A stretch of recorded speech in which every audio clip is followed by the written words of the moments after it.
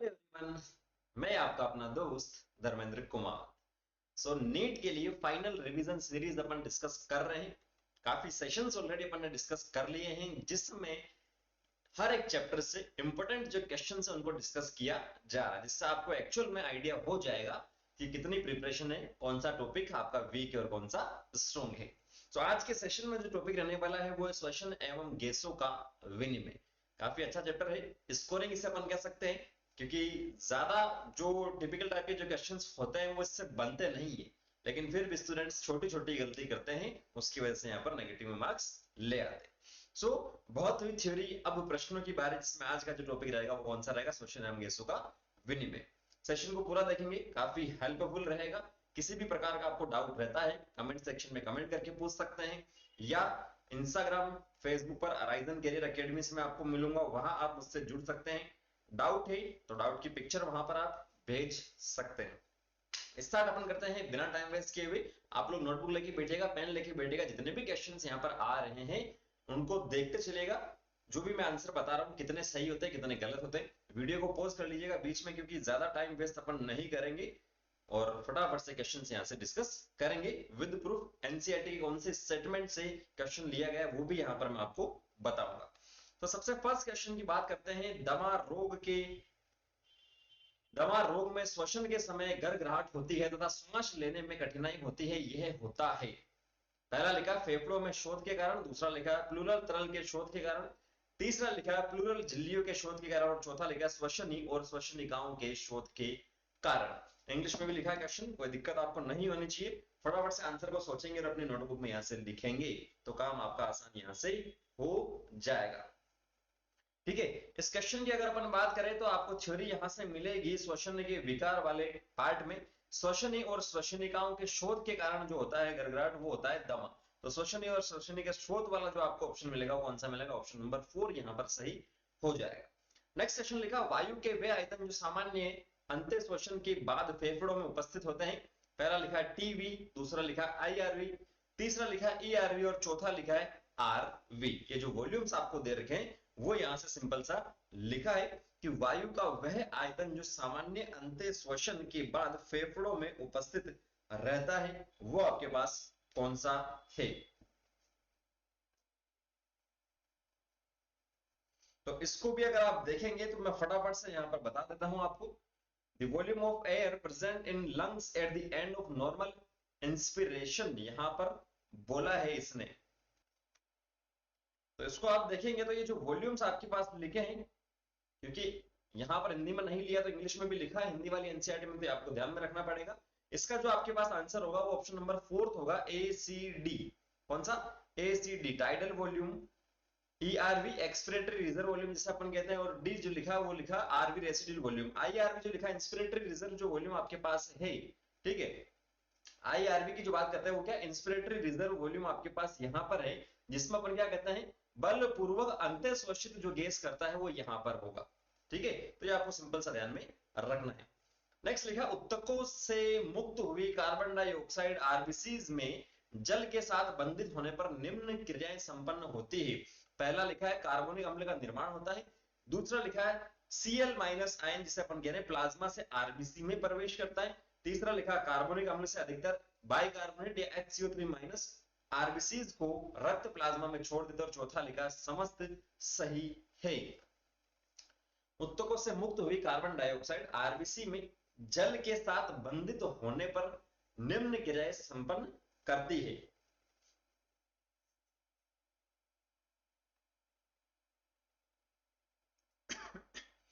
तो यह आपको पता होना चाहिए कि जो रिएक्शन होती है कॉमन सी H2O प्लस CO2 होता है और वहां पर H2CO3 बनता है, और ये क्या है उत्क्रमणीय अभिक्रिया, यहाँ पर इनमें चेंजेस होता रहता है। ठीक है, साथ में अपन बात कर रहे हैं आरबीसी में जल के साथ बंधित होने पर निम्न क्रियाएं संपन्न जो यहाँ पर हो रही है। तो H2CO3 की अगर अपन बात करते हैं H प्लस आयन और HCO3 माइनस आयन में इसका क्या होता है ब्रेकडाउन होता है, क्योंकि H2CO3 की फॉर्म में CO2 वहां पर नहीं जाती, अलग अलग फॉर्म में जाती है, तो बाइकार्बोनेट की फॉर्म में यहाँ पर जाएगी, और साथ साथ में बाहर से जो Cl माइनस आएगा वो यहां से अंदर प्रवेश करेगा प्लाज्मा से आरबीसी में। तो यहां पर कार्बोनिक अम्ल का निर्माण होता है, प्लाज्मा से आरबीसी में Cl आयन का होता है, और कार्बोनिक अम्ल से अधिकतर जो HCO3 वो आरबीसी को रक्त प्लाज्मा में छोड़ देता है। अपन बोलते हैं कि कुछ परसेंटेज होता है बाइकार्बोनेट की फॉर्म में होता है, वो आगे अभी क्वेश्चन आएगा तो समझ में आ जाएगा। इसका क्या होगा, समस्त सही है, ठीक है।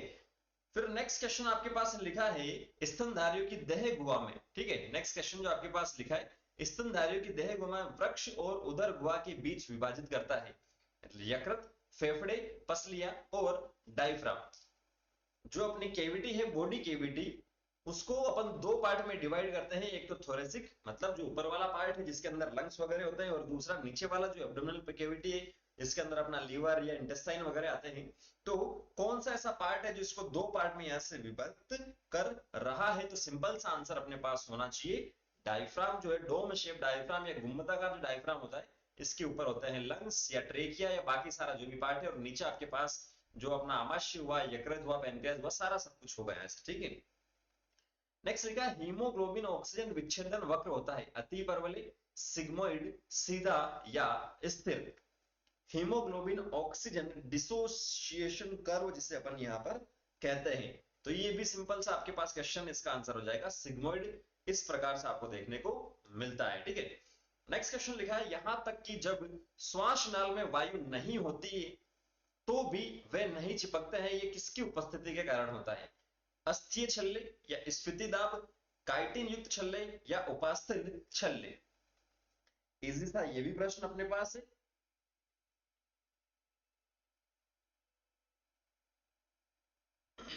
उपास्थि छल्ले या कार्टिलेजिनस रिंग्स जो होती है वो उसको बिचकने से रोकता है, एनसीईआरटी की थ्योरी है ये। नेक्स्ट लिखा श्वास नलिका, फिर आपके पास लिखा खाली जगह कशेरुका के स्तर पर दाईं और बाईं प्राथमिक श्वसनी में विभक्त होती है। कौन सी कशेरुका का स्तर यहां पर होगा? पहली, दूसरी, इस प्रकार से ऑप्शन आपको दिया है। पांचवी, छठी वक्ष, पांचवी वक्ष या दूसरी वक्ष। पांचवी में आप देखेंगे तो पांचवी ग्रीवा भी लिखा है और पांचवी क्या लिखा है, वक्ष भी लिखा है। तो इन दोनों में आपको कंफ्यूज नहीं होना है और फटाफट से आंसर आपको बताना है। इसका जो आंसर होगा वो आपके पास कौन सा होगा? पांचवी वक्ष कशेरुका होगा। वक्ष का मतलब जो चेस्ट वाले रीजन में आपके पास होगी, ठीक है। ग्रीवा मतलब गर्दन वाले रीजन में जो आपके पास होगी उसे अपन कह रहे हैं। तो पांच, ग्रीवा वाली कितनी होती है टोटल? 7 होती है आपके पास। फॉर्मूला क्या होता है इसका याद रखने का? 712 511, ठीक है। ये ग्रीवा वाली हो गई। ये आपके पास कौन सी होगी? थोरेसिक वाली आपके पास हो गई। 5 जो आपको बताई जा रही है वो लंबर है पीछे की तरफ, ठीक है। और एक एक जो बता रखी है, एक है सैक्रम और एक ही आपके पास क्या होती है, कोकिक्स यहाँ पर होती है। इसको भी आप देखेंगे तो थ्योरी में आपको मिल जाएगा। पांचवी वक्षीय कशेरुका तक जाकर दाईं और बाईं में विभक्त ये हो जाती है। फिर नेक्स्ट क्वेश्चन लिखा है ले केंद्र के पास एक रसो संवेदी या कीमो सेंसिटिव केंद्र पाया जाता है। कीमो रिसेप्टर संवेदी होते हैं। तो ये जो केंद्र है वहां पर जो रिसेप्टर मिल रहा है वो किसके लिए संवेदी है, कौन से रसायन के प्रति वो संवेदी है, ऐसा ये पूछ रहा है। पहला लिखा धमनीय रक्त की CO2 के प्रति, दूसरा लिखा धमनीय रक्त की O2 के प्रति, तीसरा लिखा शिरा रक्त की CO2 के प्रति, और चौथा लिखा शिरा रक्त की O2 के प्रति।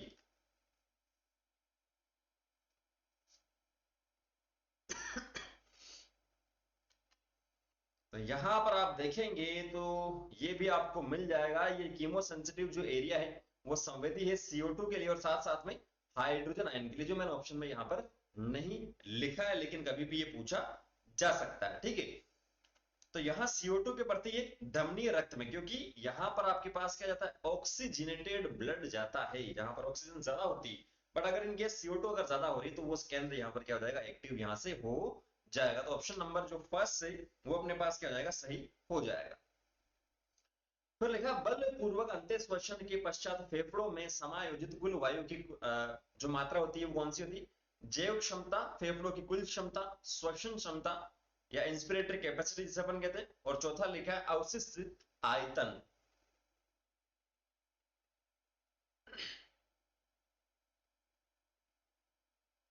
अभी कुछ समय पहले क्षमता मैंने आपको बताई थी, जितनी भी क्षमता यहां पर थी तो ये फेफड़ों की कुल क्षमता यहां पर हो जाएगी। नेक्स्ट आता है मनुष्य के फेफड़े होते हैं ठोस व स्पंजी, दूसरा लिखा है पेशीय विहीन मतलब वहां पर मसल्स जो है वो नहीं होती है, तीसरा लिखा है वक्षीय गुहा में स्थित, और चौथा लिखा है उपरोक्त सभी। ह्यूमन के जो लंग्स होते हैं वो कैसे होते हैं? ठोस व स्पंजी होते हैं, ये स्टेटमेंट बिल्कुल सही बात है ऑप्शन। दूसरा लिखा पेशीय विहीन, लंग्स जो होती है उसमें पेशियां नहीं वहां पर होती है।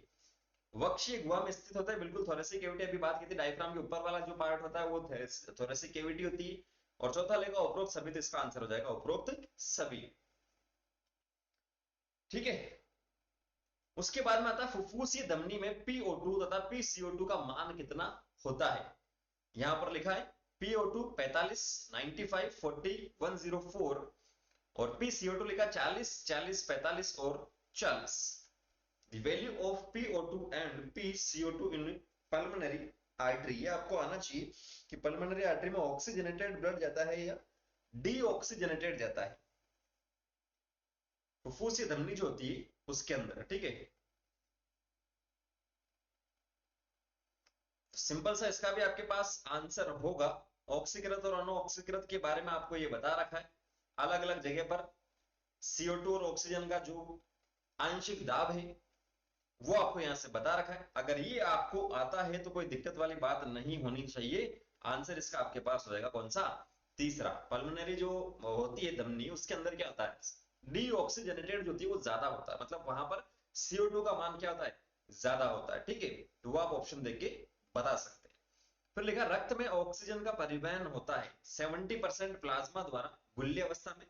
दूसरा लिखा 3% प्लाज्मा द्वारा गुल्ली अवस्था में। तीसरा लिखा है 25% हीमोग्लोबिन से बंद अवस्था में। और चौथा लिखा है 7% हीमोग्लोबिन से बंद अवस्था में। ऑक्सीजन का जो ट्रांसपोर्ट होता है वो कैसे होता है,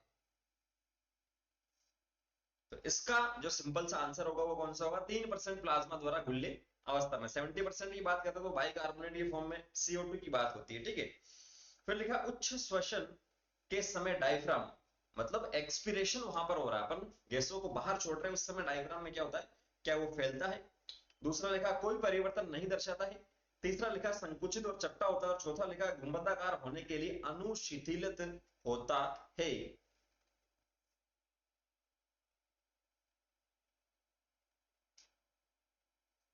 जब एक्सपिरेशन होता है तो आपके पास डायफ्राम कैसे होता है, नॉर्मल डायफ्राम ये इस प्रकार से है। ठीक है, जब एक्सपिरेशन आपके पास होगा, पहले होता है इंस्पिरेशन, अंदर अपन श्वास लेंगे, अंदर श्वास लेंगे तो आयतन को बढ़ाना जरूरी है। आयतन को बढ़ाना जरूरी है तो यहाँ की जो रिब्स है वो ऊपर की ओर जाएगी, ये रिब्स ऊपर की ओर जाएगी और डायफ्राम है वो नीचे की ओर आ जाएगा, तो ये फ्लेट यहाँ पर हो जाएगा कुछ इस प्रकार से डायफ्राम। ठीक है, दिख रहा है आपको, ये फ्लेट हो जाएगा। उसके बाद में जब वापस से गैसेस को अपन बाहर निकालेंगे तो रिब्स क्या होगी, अंदर आएगी और जो डायफ्राम है वो क्या होगा, ऊपर की ओर यहां पर जाएगा। ठीक है, तो एक्सपेंड डायफ्राम नहीं होता है, फैलता नहीं है, परिवर्तन तो होगा ही होगा। संकुचित और चपटा, चपटा किसके अंदर हो रहा है, जब इंस्पिरेशन अपन कर रहे हैं उसके अंदर यहां पर हो रहा है। तो बचा अपने पास कौन सा ऑप्शन, चौथा ऑप्शन बचा है, गुंबदाकार होने के लिए अनुशीतलित होता है। रिलैक्सेस टू डोम शेप, वापस से डोम शेप में आ जाता है। ठीक है, ये आप देखेंगे तो अभी जो परसेंटेज वाला क्वेश्चन आया था ना यहां पर, ठीक है, 3% ऑक्सीजन का जो प्लाज्मा द्वारा गुल्ले अवस्था में होता है, बाकी प्रतिशत भी आपको ध्यान में रखना है। इसी प्रकार से दूसरे प्रश्न भी पूछे जा सकते हैं। फिर आपको एनसीईआरटी का एक चित्र दिया गया है जिसमें लिखा है A, B और C, और आपको यहां से क्या करना, सत्य कथन का चुनाव करना है। A जो लिखा है वो सरल उपकला उत्तक की बनी होती है। B जो है वो आधारी झिल्ली कहलाती है। C जो है इसमें परिपक्व अवस्था में केंद्रक अनुपस्थित होता है और गैसों के परिवहन में सम्मिलित होती है। तो यहां से कौन कौन से कथन सत्य है, वीडियो को पॉज करके आप मुझे बता सकते हैं और अपनी नोटबुक में लिख सकते हैं।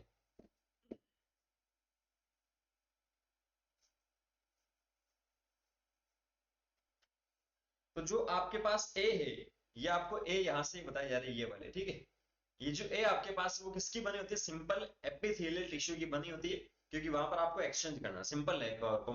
जो कॉम्प्लेक्स की अपन बात करते हैं वो यहां पर नहीं, जटिल नहीं है। ठीक है, ये स्टेटमेंट सही है। बी जो लिखा है वो कौन सी है, बेसल मेम्ब्रेन, बेसमेंट मेम्ब्रेन जिसे अपन कहते हैं, वो यहां पर है, बिल्कुल सही बात है।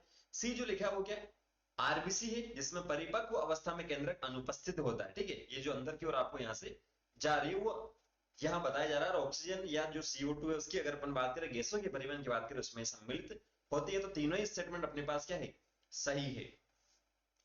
फिर नेक्स्ट लिखा, दिया गया वक्र किस परिस्थिति में दाईं ओर खिसक जाता है। ये आपको एनसीईआरटी का वक्र दिया गया है। ठीक है, यहाँ परसेंटेज सैचुरेशन लिखा है हीमोग्लोबिन का ऑक्सीजन के साथ में, एक्स एक्सिस पे आपके पास लिखा पार्शियल प्रेशर लिखा है, और 4 आपको ऑप्शन दे रखे हैं, जिसमें पहला लिखा है PCO2 में वृद्धि होती है, दूसरा लिखा है पीएच में कमी, तीसरा लिखा है तापमान में वृद्धि, और चौथा लिखा है ये सभी। दाईं तरफ कब ये खिसकेगा, राइट शिफ्ट जिसे अपन कहते हैं, वो कब होगा, कौन से ऐसे फैक्टर्स आपको यहां बताए जा रहे हैं जब ये होगा। ऑक्सीजन क्या है, ये डिसोसिएशन कर्व है, ठीक है। ऑक्सीजन कब डिसोशिएट यहां पर होगी, क्योंकि ऑक्सीजन Hb+O2 जो होता है, Hb O2 बनाता है, ऑक्सी हीमोग्लोबिन बनाता है, तो ऑक्सी हीमोग्लोबिन बनाएगा जब ऑक्सीजन ज्यादा वहां पर होगी, CO2 कम होगी, पीएच ज्यादा होगी, ठीक है, तापमान कम होगा। लेकिन यहां इन्होंने क्या लिखा है, दाईं तरफ सरक रहा है, ठीक है, दाईं तरफ सरकेगा, इसका मतलब क्या होगा, डिसोसिएशन वहां पर होगा। तो जब PCO2 में वृद्धि होगी तो यहाँ पर HbO2 कम बनेगा और कार्बोक्सी हीमोग्लोबिन जो है वो ज्यादा बनेगा, ठीक है। पीएच में कमी होगी तब भी आपके पास ऐसा देखने का मिलेगा, क्योंकि H2CO3 जो है H आयन में टूटेगा, बाइकार्बोनेट में टूटेगा, तो H आयन वहां पर बढ़ रहे हैं एक तरह से, ठीक है। ये H2CO3 था, तो ये H+ आयन और HCO3 में टूटेगा, और जहां H आयन ज्यादा होंगे वहां पर पीएच क्या होगी, कम होगी, सेम वही बात होगी, और तापमान में वृद्धि होगी तब भी HbO2 यहां से टूटेगा। तो दिए गए चारों जो स्टेटमेंट वो क्या है, सही है, और वो आप यहां पर भी देख सकते हैं। पहले वाले क्वेश्चन का इमेज लिया है यहाँ पर, दूसरे वाले का आप देखेंगे तो हीमोग्लोबिन को प्रभावित करने वाले जो कारक हैं ये यहां से आपको बताए जा रहे हैं, ठीक है। ये कुछ जो कारक है एनसीईआरटी में सिंपल से दिए हुए हैं। फिर नेक्स्ट क्वेश्चन पे अपन चलते हैं, तो लिखा है सामान्य परिस्थितियों में 1 लीटर ऑक्सीजनित रक्त द्वारा ऑक्सीजन का कितना आयतन स्थानांतरित होता है, 150 ml, 50 ml, 200 ml, और चौथा लिखा है 100 ml। 1 लीटर ऑक्सीजनित रक्त, ठीक है, जिसमें ऑक्सीजन बहुत ज्यादा है, तो वो कितने ऑक्सीजन का आयतन स्थानांतरित कर रहा है। तो इसका सिंपल सा आपके पास आंसर होगा 50 ml। नेक्स्ट क्वेश्चन लिखा है लगभग 70% का परिवहन फुफ्फुस तक किस रूप में होता है, कार्बोक्सी हीमोग्लोबिन, लेकिन यहां इसने नहीं लिखा ऑक्सीजन है या CO2, तो इंग्लिश वाले में आप देखेंगे कार्बन डाइऑक्साइड का, carboxy haemoglobin, carb amino haemoglobin, bicarbonate, और चौथा लिखा प्लाज्मा में गुलित अवस्था। तो अभी कुछ समय पहले एनसीईआरटी की थ्योरी पढ़ने देखी थी, बाइकार्बोनेट के फॉर्म में 70% जो ट्रांसपोर्टेशन है वो यहाँ पर CO2 का होगा, ये आप देखेंगे यहाँ पर। तो इसका आंसर आपके पास कौन सा हो जाएगा, ऑप्शन नंबर तीसरा। फिर आपके पास एक वक्र दे रखा है जिसमें दिया गया आरेख कशेरुकी हीमोग्लोबिन के साथ ऑक्सीजन की प्रतिशत संतृप्तता को दर्शाता है। तो एक्स और वाई क्या प्रदर्शित कर रहे हैं, इस चित्र को बहुत अच्छे से आप देखेंगे तो ये वाई एक्सिस पे लिखा है, एक्सिस अक्ष बोल रहा हूं मैं, ठीक है, परसेंटेज सैचुरेशन लिखा है हीमोग्लोबिन का, और ये आपके पास ऑक्सीजन का आंशिक दाब यहां पर लिखा है, ये रहा यहां पर एक्स और ये रहा यहां पर वाई। तो एक्स और वाई यहां पर सिंपल सा आपको क्या बता रहे हैं।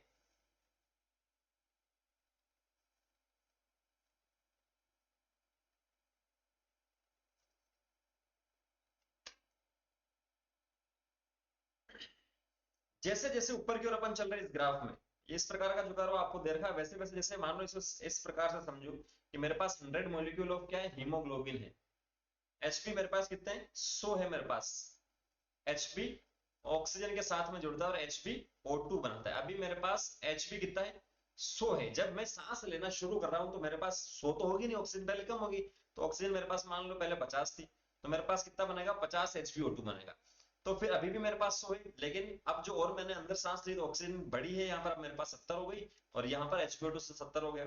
फिर 100 के साथ में 100 आपके पास क्या जुड़ गई, ऑक्सीजन जुड़ गई, तो 100 HbO2 बन गए। लेकिन अब अगर 100 के साथ में 120 ऑक्सीजन आती है तब भी मेरे पास क्या होगा, 100 ही HbO2 यहाँ पर बनेंगे, ठीक है। मतलब हीमोग्लोबिन यहाँ पर संतृप्त हो चुकी है, वो वहां पर कहां पर हो रही है, एक्स पे हो रही है। अब यहाँ पर ज्यादा ऑक्सीजन भले ही आप लो, HbO2 यहाँ पर अपना काम नहीं करेगा, वो पहले से जुड़ चुका है, बोले बस। और वाई की अगर अपन बात करेंगे, HbO2 यहाँ पर फ्री है, इसका मतलब कहीं ना कहीं ऑक्सीजन वहां पर कम है, और ऑक्सीजन वहां पर कम, इसका मतलब क्या है, CO2 वहां पर ज्यादा है। तो आप देखेंगे एक्स एक्सिस पर ऑक्सीजन ज्यादा है और वाई पे क्या है, CO2 ज्यादा है। तो पहला जो ऑप्शन लिखा है ऑक्सीजनीकृत रक्त एक्स पे लिखा है, सही है। दूसरा वाई जो लिखा है वी ऑक्सीजनीकृत रक्त जो लिखा है, तो ये भी सही है। तो अपना पहला ही ऑप्शन यहाँ पर सही होता है, दूसरों को देखने की जरूरत अपन को नहीं है। फिर आता है कार्बन मोनोऑक्साइड की हीमोग्लोबिन से बंधुता ऑक्सीजन की तुलना में अधिक होती है, 2 गुना, 20 गुना, 200 गुना या 1000 गुना।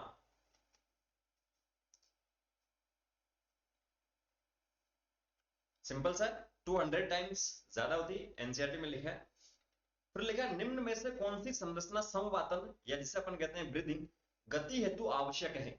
पहला लिखा ट्रेकिया और वायु कुपिका, दूसरा लिखा कंठ और ब्रोंकाई, तीसरा लिखा पसलिया तथा अंतरापरशु पेशिया, और चौथा लिखा अंतरापरशु पेशिया तथा तनुपट या जिसे अपन कहते हैं डायफ्राम।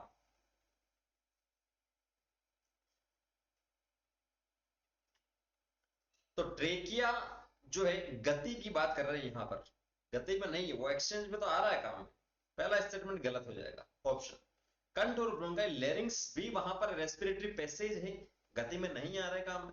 फिर लिखा रिब्स एंड इंटरकोस्टल मसल, पसलिया और अंतरापरशुक पेशिया, और लिखा इंटरकोस्टल मसल्स एंड डायफ्राम। तो जो इंटरकोस्टल मसल्स है वो यहां पर काम में आ रही है, ठीक है, वो यहां पर क्या हो रही है, काम में आ रही है, और रिब्स भी यहां पर क्या हो रही है, काम में आ रही है। तो ये दोनों अपने पास क्या हो जाएगा, सही हो जाएगा।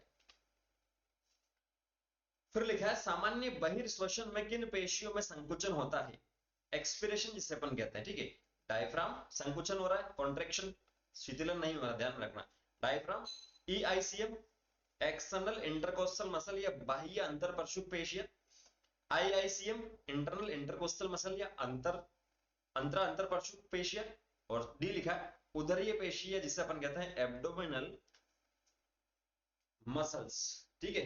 तो एक्सपिरेशन जब होता है या निश्वसन जिसे अपन कहते हैं, बहिर्श्वसन जिसे अपन कहते हैं, उसमें कौन सी पेशियों में संकुचन होता है।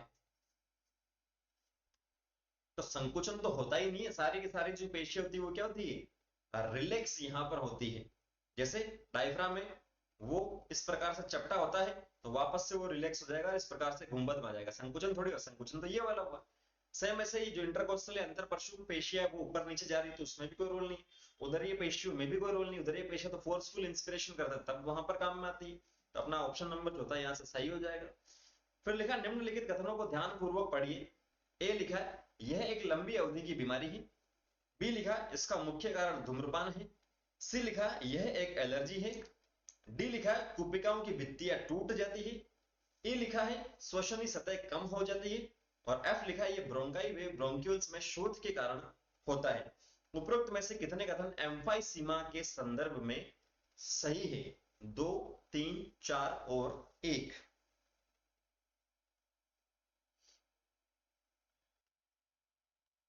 इसको भी अपन यहां पर देखेंगे, कुछ समय पहले ही वैसे दिखा था एम्फाइसीमा की, ये जो बात यहां पर कर रहा है ये एम्फाइसीमा आप यहां से देखेंगे, जिसे वात स्फीति भी यहां पर कहते हैं अपन, ठीक है, चिरकालिक रोग है, ठीक है। उसके बाद में दूसरा लिखा है चिरकालिक रोग है, तो यहां पर आप देखेंगे लंबी अवधि चिरकालिक, उसे अपन सिंपल सा कह रहे हैं, तो पहला स्टेटमेंट आपके पास क्या हो जाएगा, सही हो जाएगा। फिर लिखा है कुपिका की भित्ति क्षतिग्रस्त होती है, तो क्या आपके पास लिखा है कुपिका की भित्ति क्षतिग्रस्त हो रही है, तो ये आपके पास लिखा है। देन उसके बाद में लिखा है गैस विनिमय सतह घट जाती है और धूम्रपान इसका मुख्य कारण है। तो गैस विनिमय सतह की बात कर रहे हैं अपन, श्वसन की सतह यहाँ पर क्या हो रही है, कम यहाँ पर हो रही है, और मुख्य जो कारण है वो कौन सा है, धूम्रपान भी यहाँ पर है। एलर्जी की बात अपन नहीं करते हैं, ब्रोंकस और ब्रोंकियल में शोथ की बात नहीं करते हैं, तो टोटल अपने पास जो स्टेटमेंट है वो कितने सही हो जाएंगे, 4 यहाँ पर सही हो जाएंगे, ठीक है। बाकी स्टेटमेंट, बाकी जो डिजीज है डिसऑर्डर लिखे वो भी आपको ध्यान में रखने हैं। लिखा है उसके बाद में निम्नलिखित को विसरण के विभिन्न भागों एवं O2 के आंशिक दाब के साथ सही रूप में सुमेलित कीजिए। ए है वायुमंडलीय वायु, उत्तक, कुपिका, ऑक्सीजनित रक्त। तो ये अभी कुछ समय पहले एनसीईआरटी की एक टेबल मैंने आपको बताई थी, वहीं से ये प्रश्न सिंपल सा उठा है, ठीक है। तो जो ए आपके पास लिखा है वायुमंडलीय जो वायु आपके पास होती है वो कितनी होती है, 159 mm ऑफ Hg होता है। उत्तक की बात करते हैं तो उत्तक में 104 आपके पास है, कुपिका में कितना होता है 40, और ऑक्सीजनित रक्त में कितना होता है 95। तो ये ऑप्शन आप मैच करेंगे तो ऑप्शन नंबर जो 4th आपको दे रखा है वो यहां से क्या हो जाएगा, सही हो जाएगा। देन उसके बाद में लिखा है श्वसन लय केंद्र जो सामान्य श्वसन को नियमित करता है कहां पाया जाता है, अनुमस्तिष्क में, प्रे मस्तिष्क में, पॉन्स में, या मेड्यूला ऑब्लोंगेटा में। श्वसन केंद्र या रेस्पिरेटरी रिदम सेंटर जिसे अपन कहते हैं, वो कहाँ मिलता है? श्वसन को जो नियमित करता है वो मिलता है मेडुला के अंदर। पाचन के भी कुछ पार्ट मेडुला में होते हैं, सर्कुलेशन के भी होते हैं, ठीक है, या एक्सक्रीटरी सिस्टम की बात करें वो भी मेडुला में होते हैं, तो ये आपको ध्यान में रखना है। किसके अलावा सभी कारक श्वसन के नियमन में श्वसन लेय बनाकर रखते हैं? CO2 H+ आयन की जो कंसंट्रेशन है वो O2 या उपरोक्त में से कोई भी सत्य नहीं है। श्वसन के नियमन में श्वसन ले बनाकर जो रखते हैं वो आपके पास CO2 है, और H+ आयन की जो सांद्रता है वो कीमोसेंसिटिव एरियाज की भी कुछ समय पहले अपन ने बात की थी, ऑक्सीजन के ऊपर डिपेंड वो नहीं करता है। नेक्स्ट क्वेश्चन यहां पर जो लिखा है वो लिखा है फुफ्फुसीय क्षमताएं कुछ श्वसन आयतनों का योग है, निम्नलिखित में से कौन सी श्वसन क्षमता गलत तरीके से मेल यहां पर खाती है? IC IRV प्लस टीवी, दूसरा लिखा EC टीवी प्लस ERV, तीसरा लिखा है VC IRV प्लस ERV, और चौथा लिखा TLC VC प्लस RV।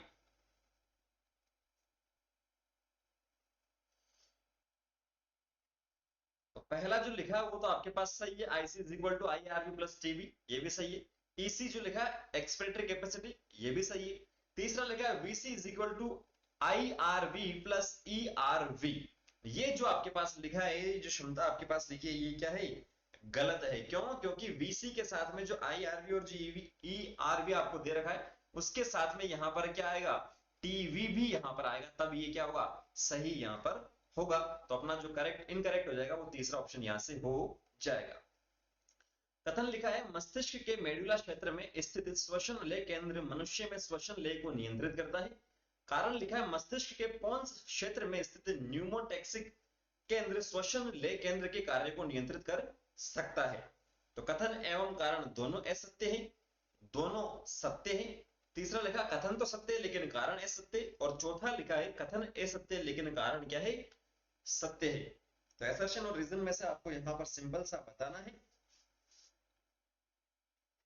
मस्तिष्क के मेडुला क्षेत्र में स्थित श्वसन लय केंद्र मनुष्य में श्वसन लय को नियंत्रित करते हैं, सही बात है, कोई घबराने वाली बात नहीं है। अभी पिछला जो क्वेश्चन देखा था उससे वहां पर आया था स्टेटमेंट, ये तो कारण से कथन सही है। कारण लिखा मस्तिष्क के पोन्स क्षेत्र में स्थित न्यूमोटैक्सिक सेंटर श्वसन लय केंद्रों के प्रति कार्य को नियंत्रित करता है, बिल्कुल करता है, पोन्स में ही होता है वो, ये मैंने आपको ट्रिक भी बताई थी जब ये पढ़ाया था तब, ठीक है। तो ये दोनों अपने पास क्या सही यहां पर है। फिर लिखा है नीचे दिए गए कारक के उत्तकों में कार्बामिनो हीमोग्लोबिन के निर्माण के पक्ष में कौन कौन से हैं? मतलब वहां पर हीमोग्लोबिन के साथ में CO2 जुड़ रही है अच्छे से, कौन कौन से पक्ष में? निम्न PO2, उच्च CO2, उच्च H+ आयन सांद्रता, कम तापमान। कितने विकल्प यहां पर क्या होंगे? सही होंगे, जो HbCO2 का निर्माण यहां पर करेंगे। तो HbCO2 के निर्माण की जो अपन यहां पर बात कर रहे हैं, निम्न PO2 होगा जब ऑक्सीजन की सांद्रता कम होगी, तब आपके पास CO2 Hb के साथ में जुड़ेगा। निम्न PO2 इसका मतलब उच्च CO2, और उच्च CO2 इसका मतलब क्या है? H आयन वहां पर वैसे ही साथ देगी उसका। कम तापमान नहीं होगा, ठीक है, उच्च तापमान होगा, तभी तो Hb और O2 जो है वो यहां से क्या होगा? डिसोशिएट होगा, वियोजन उनका होगा। तो तीन कारक जो है वो इसके पक्ष में है। नेक्स्ट लिखा सादृश्य को पूरा करने के लिए सही विकल्प आप चुने। श्वसन लय केंद्र जो है वो मेडुला ऑब्लोगेटा है। श्वास अनुचन जो केंद्र है वो कौन सा होगा? कहां है? ठीक है, सेरिबेलम, पोन्स, सेरिब्रम या हाइपोथैलेमस। श्वास अनुचन केंद्र या न्यूमोटैक्सिक सेंटर जिसे अपन यहां पर कह रहे हैं, और इसकी ट्रिक मैंने आपको पहले भी बार बार बता रखी है कि न्यूमो में जो स्टार्ट होता है अंग्रेजी शब्द वो PNE, न्यूमो, ठीक है, न्यूमोटैक्सिक, और P से आपको ध्यान में रखना है पॉन्स। वो कौन सा रहेगा आंसर? दूसरा यहां पर हो जाएगा।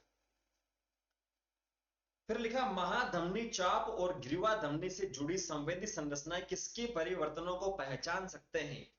पहला लिखा केवल CO2 की सांद्रता, दूसरा लिखा केवल H+ आयन की सांद्रता, तीसरा लिखा H आयन और O2 की सांद्रता, और चौथा लिखा H+ और CO2 सांद्रता। जो एरोटिक आर्क और कैरोटिड आर्टरी है वो किसकी सांद्रता के लिए संवेदी है, वो किसको पहचान सकती है? तो ये आपको आना चाहिए, H+ आयन और CO2 सांद्रता को वो पहचान सकती है। फिर कथन और कारण आपके पास लिखा है कि कथन लिखा है लाल रक्त कोशिकाओं में हीमोग्लोबिन ऑक्सीजन के साथ उत्क्रमणीय रूप से बंधता है। कारण लिखा है हीमोग्लोबिन के साथ ऑक्सीजन का बंधन मुख्य रूप से ऑक्सीजन के आंशिक दाब, कार्बन डाइऑक्साइड की सांद्रता, हाइड्रोजन आयन की सांद्रता और तापमान जैसे कारकों से प्रभावित होती है। तो ये कह रहा है कि ये जो लिखा है वो सत्य है, और इसका कारण है कि हीमोग्लोबिन के साथ ऑक्सीजन के बंध में विभिन्न कारकों की भूमिका होती है। दूसरा लिखा है ये असत्य है क्योंकि हीमोग्लोबिन ऑक्सीजन के साथ अनुत्क्रमणीय रूप से बनता है। तीसरा लिखा सत्य है लेकिन इसके कारण में ऑक्सीजन बंधुता को प्रभावित करने वाले कारक गलत है। और चौथा लिखा असत्य है क्योंकि हीमोग्लोबिन के साथ ऑक्सीजन की उत्क्रमणीय बंधन के लिए कोई वैध स्पष्टीकरण प्रदान नहीं करता है। ये तो आपको पता ही है कि हीमोग्लोबिन होता है आरबीसी में और ऑक्सीजन के साथ में जुड़ता है तो वो HbO2 यहां से बनाता है। तो कारण कथन जो है वो तो सही है ही है, कोई दिक्कत वाली बात नहीं है। कारकों की बात करते हैं तो कारकों में जो कारक आपको एनसीईआरटी में भी गिवन है, सांद्रता, ऑक्सीजन की सांद्रता, CO2 की, या जैसे अपन आंशिक दाब के रूप में भी कह सकते हैं, तापमान हुआ, H+ आयन की सांद्रता हुई। अब यहाँ पर यह नहीं लिखा कि कब वो वियोजित होगा, कब वो अलग होगा, अलग होगा या जुड़ेगा। तो अलग होगा की बात करते हैं तो कुछ फैक्टर्स बढ़ाते हैं और कुछ क्या करते हैं, कम करते हैं, वो यहाँ पर अपन को नहीं लिखा है। तो ये जो कारक लिखा वो इसको स्पष्ट कर रहे हैं, तो दोनों ही आपके पास क्या हो जाएंगे, सही है। ऑप्शन नंबर पहला सही है। कशेरुकियों में निम्नलिखित में से कौन विशेष रूप से फेफड़ों के माध्यम से श्वास नहीं लेता है? पक्षी, स्तनधारी, सरीसृप और उभयचर। तो सिंपल सा आंसर एनसीईआरटी में गिवन है, ज्यादा घबराने की जरूरत नहीं, एम्फीबियंस नहीं लेते हैं। वापस से ये जो चित्र आए हैं, निम्नलिखित चित्र फुफ्फुसीय कोशिका के साथ पुपिका के एक खंड को दर्शाता है। ए लिखा है, बी लिखा है, सी लिखा है, डी और ई। तो विसरण झिल्ली में कौन कौन से शामिल हैं? ठीक है, विसरण झिल्ली में कौन सी शामिल है? एक कोशिकीय की परत लिखा और दूसरा लिखा है, सॉरी कोशिकीय की परत और दूसरा दूसरी साइड में लिखा है एक कोशिकीय की परत।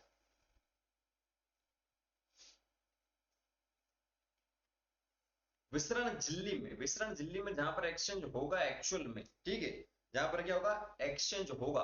तो ये जो आपके पास डी लिखा, जो अपन ने सिंपल एपिथेलियल की बात की थी, बनी होती है उससे। ई आपके पास लिखा है, ये आपके पास ई लिखा, जो इसी की जो अपने जो वाहिका है उसकी यहाँ पर झिल्ली मेम्ब्रेन है। और ये तो कोशिका हो गई क्योंकि ये कोशिका से बनी होती है, ठीक है, किससे बनी थी, कोशिका की। बाकी ये जो सी आपके पास लिखा, कोशिका नहीं, बस इसके बीच का स्पेस यहाँ पर, इसीलिए से एक कोशिका की परत बोला है। तो ये आपको कौन से ऑप्शन में दिख रहा है, दूसरे ऑप्शन में दिख रहा है। फिर आता है क्वेश्चन, एंजाइम कार्बनिक एनहाइड्रेज दी गई प्रतिक्रियाओं में से किसकी सुविधा प्रदान करता है?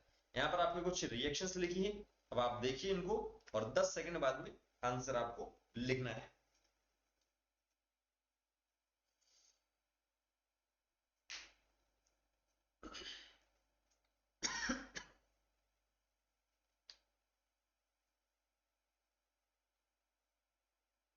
कार्बनिक एनहाइड्रेज एक एंजाइम दे रखा है रेस्पिरेशन वाले चैप्टर।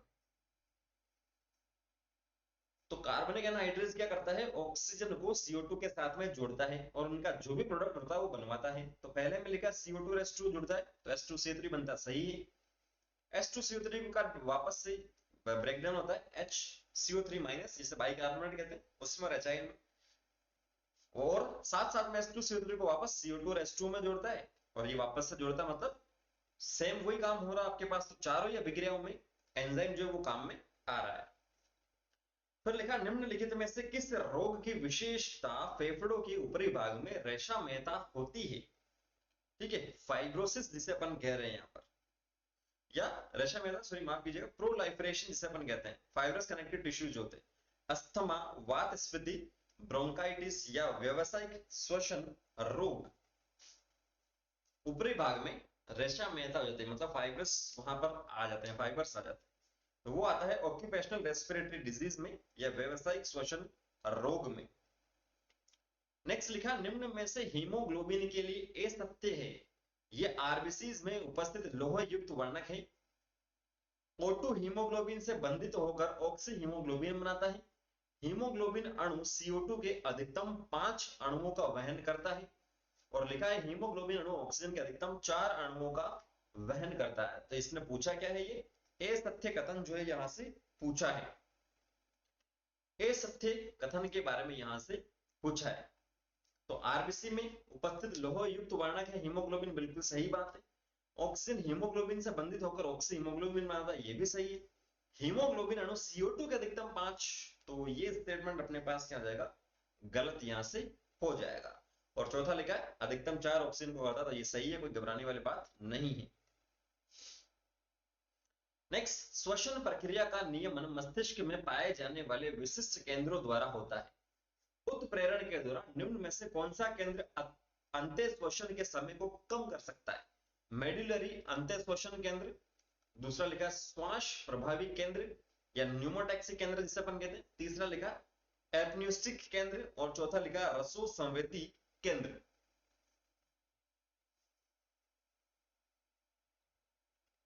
श्वसन प्रक्रिया का नियमन मस्तिष्क में पाए जाने वाले विशिष्ट केंद्रों द्वारा होता, सही है, लेकिन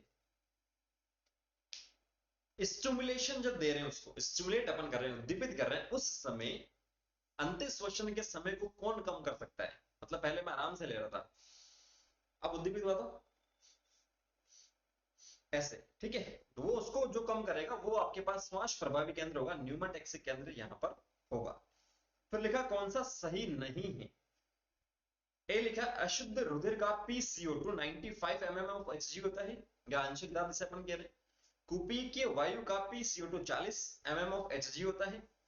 PO2 को कुपीय वायु का 104 mm of Hg होता है। और चौथा लिखा है अशुद्ध रुधिर का PCO2 45 mm of Hg होता है। तो कौन सा कथन सही नहीं है?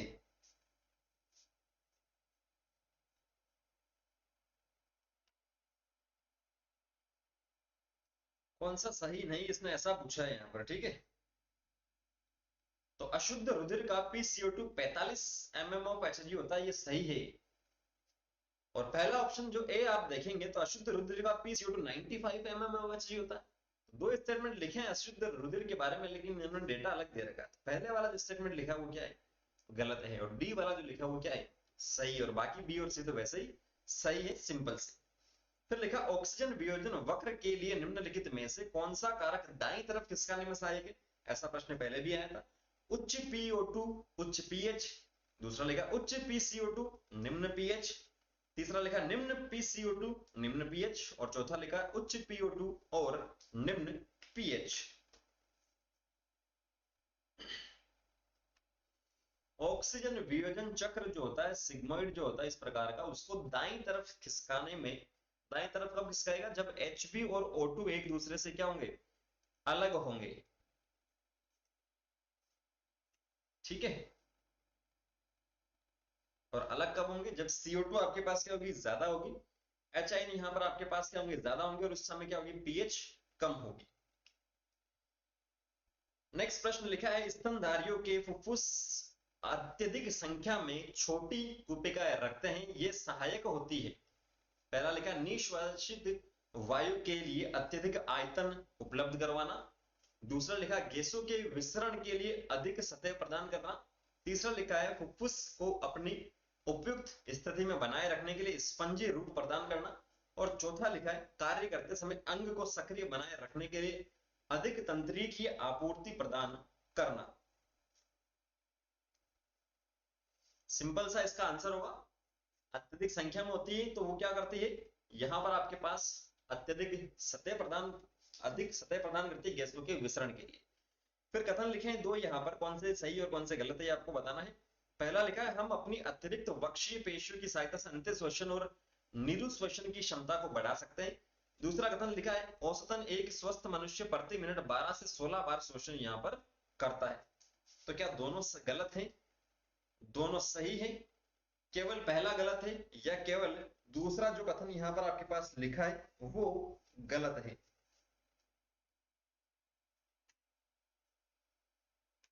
तो अंत्य श्वसन और निरश्वसन की बात कर रहे हैं, वक्षीय पेशियों की सहायता, अतिरिक्त वक्षीय पेशियां नहीं है, वो उदरीय पेशियां होती है, ठीक है, उसकी वजह से अपन कर सकते हैं। तो स्टेटमेंट गलत है। दूसरा लिखा है 12 से 16 बार शोषण करते हैं, तो ये सही है, मतलब पहला स्टेटमेंट अपने पास गलत है। नेक्स्ट लिखा है अपने पास सामान्य श्वसन के दौरान प्रत्येक 4000 ml विऑक्सीकृत लगभग, फिर खाली जगह दे रखी ml CO2 कोशिकाओं तक पहुंचाता है। तो कितना ml यहां पर पहुंचाता है वो आपको सिंपल सा यहां पर पहचानना है। तो 1000 ml की बात करते हैं तो लगभग 40 ml वो पहुंचाता है आपके पास। तो 4000 में कितना हो जाएगा, 160 यहां पर हो जाएगा। फिर लिखा अंतरापरशु पेशियां किससे संलग्न रहती है, पेल्विक कैविटी या श्रोणि गुहा जिसे अपन कहते हैं, पसलियां, अंगुलियों के मध्य और अंगुलास्थियों, या डिजिट्स की बात करें उसके बीच में। अंतरापरशु जो पेशियां होती है, इंटरकोस्टल जो मसल्स होती है, वो कहां होती है, तो वो रिब्स के बीच में होती है, पसलियों के बीच में होती है, बाह्य और आंतरिक जो दो प्रकार की होती है। लिखा श्वसन दर एवं श्वसन तीव्रता उस समय बढ़ेगी जब O2 सांद्रता बढ़ती है, CO2 सांद्रता बढ़ती है, HCO3 सांद्रता बढ़ती है, या HCO3 माइनस सांद्रता यहां पर क्या है, घटती है। श्वसन दर और श्वसन तीव्रता कब यहां पर बढ़ेगी, तो वो कब बढ़ेगी, जब आपके पास CO2 की सांद्रता बढ़ेगी। CO2 की सांद्रता बढ़ेगी, उसके बाद में ही HCO3 उसके ऊपर डिपेंड करेगा बढ़ना है या घटना है। फिर लिखा ऑक्सी हीमोग्लोबिन विच्छेदन होता है, कब होता है, जब उत्तकों में PO2 दाब कम होता है, उत्तकों में PO2 दाब उच्च होता है, समान PO2 दाब रहता है, या हमेशा PO2 दाब से असंबंधित रहता है। ठीक है, अगर CO2 वाला ऑप्शन अपन को देता है कि PCO2 ज्यादा है तो उसे अपन ज्यादा सही मानते हैं, लेकिन यहाँ दिया नहीं है, तो PCO2 वैसे ही ज्यादा होगा, तो यहाँ पर आपके पास क्या हो जाएगा, जो PO2 है वो यहाँ से क्या हो जाएगा, कम हो जाएगा। तो पहला स्टेटमेंट अपने पास, पहला ऑप्शन सही हो जाएगा। फिर लिखा नीचे हमारे श्वसन तंत्र के संवहनीय भाग के कार्य बताए गए, इनमें से गलत चुनना है। लिखा है वायु को आर्द्र बनाता है, वायु को गर्माती है, गैसों का विसरण करती है और वायु को साफ यहां से करता है। जो संवहनीय सिस्टम है या कंडक्शन पार्ट जो अपना है, वो क्या यहां पर नहीं करता है। तो गैसों का जो विसरण है वो नहीं करता है, आर्द्र करता है, गर्माता है, साफ करता है, विसरण नहीं करता है। विसरण तो कूपे का जो वहां पर होता है। नेक्स्ट लिखा जब हीमोग्लोबिन का पी पार्शियल प्रेशर O2 यहां पर मान बढ़ जाता है, तो हीमोग्लोबिन का ऑक्सीजन संयोग पी, यहां पर ये क्या लिखा, थोड़ा सा मिस टाइप यहां पर हो रखा है, इसको समझ में नहीं आ रहा तो छोड़ देता है इसको, कोई दिक्कत वाली बात नहीं। दिया गया चित्र मानव फेफड़ों की कूपिका को दर्शाता है, तो यहां पर रक्त कोशिकाओं से कूपिकाओं में कार्बन डाइऑक्साइड के अधिकतम मिश्रण हेतु कौन सी अवस्था आवश्यक है। ठीक है, रक्त कोशिकाओं से कूपिका में यहां से यहां आपके पास CO2 जानी चाहिए, तो उसके लिए कौन सी जो कंडीशन है वो सही है, ज्यादा सही है। कूपिका में ये आपको CO2 के बारे में बता रखा है कि कम होना चाहिए, ज्यादा होना चाहिए, और ब्लड में CO2 आपको बता रखा है कम होना चाहिए, ज्यादा यहां से होना चाहिए। सिंपल सा क्वेश्चन है, लग हार्ड रहा है लेकिन सिंपल सा है, क्योंकि ये आपको सिंपल सा पता है कि कूपिका में यहां से रक्त केशिका से कूपिका में जाएगा, तो यहां पर जो CO2 वो क्या होनी चाहिए, ज्यादा होनी चाहिए, और यहां पर जो CO2 वो क्या होनी चाहिए, कम होनी चाहिए। बस सिंपल सी बात है, तभी विसरण यहां पर होगा, विसरण की प्रोसेस से होता है सारा का सारा। तो यहां आप देखेंगे तो पहला ऑप्शन आपको मिल जाएगा। ठीक है, कौन सा कथन सत्य है, विसरण झिल्ली की कुल मोटाई 1 मिलीमीटर से अत्यधिक कम होती है, O2 की विसरण क्षमता CO2 की तुलना में अधिक होती है, CO2 की विसरण क्षमता O2 से 20 से 25 गुना कम होती है, या चौथा लिखा आपके पास उपरोक्त सभी।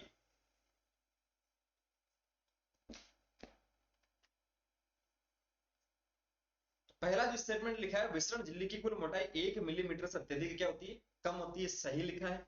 O2 की विसरण क्षमता CO2 से अधिक नहीं होती, कम होती है। CO2 की विसरण क्षमता O2 से 20 से 25 गुना कम नहीं होती है, ज्यादा होती है। तो पहला स्टेटमेंट सही है, बाकी गलत है। फिर लिखा गैसों के परिवहन के बारे में कौन सा बिंदु सत्य है, लगभग 20 से 25% O2 का परिवहन आरबीसी द्वारा होता है, लगभग 7% CO2 का परिवहन आरबीसी द्वारा घुलित अवस्था में होता है, लगभग 97% CO2 का परिवहन रक्त के प्लाज्मा द्वारा होता है, और चौथा लिखा है लगभग 3% O2 का परिवहन रक्त प्लाज्मा द्वारा घुलित अवस्था में यहां पर होता है। कौन सा आपका सही है वो आपको सिंपल सा बताना है। तो पहला स्टेटमेंट जो लिखा है 20 से 25% O2 का परिवहन आरबीसी द्वारा होता है, नहीं। 7% CO2 का परिवहन आरबीसी द्वारा घुलित अवस्था में होता है, नहीं। 97% CO2 का परिवहन रक्त के प्लाज्मा द्वारा होता है, नहीं। 3% O2 का परिवहन रक्त प्लाज्मा द्वारा घुलित अवस्था में होता है, यस। अब इसको डिटेल से नहीं बता रहा हूं क्योंकि कुछ समय पहले एनसीईआरटी की थ्योरी में आपको ऑलरेडी बता चुका हूं। क्लियर है यहां तक? कोई डाउट आपको नहीं होना चाहिए, और डाउट है तो आपको करना क्या, समझ में आ गया होगा तो इतना टाइम से कि कमेंट सेक्शन में कमेंट करके आप लोग पूछेंगे। डाउट की पिक्चर भेजनी है तो कमेंट में तो नहीं भेज सकते, उसके लिए इंस्टाग्राम फेसबुक पर मैं आपको मिलूंगा। अराइजन कैरियर एकेडमी आप सर्च करेंगे तब अराइजन कैरियर एकेडमी, वहां आप अपने डाउट की पिक्चर भेज सकते हैं, मुझसे जुड़ सकते हैं, जो भी दिक्कत है आप पूछ सकते हैं। नेक्स्ट सेशन में नए चैप्टर के साथ मिलते हैं, तब तक के लिए thank you, all the very best.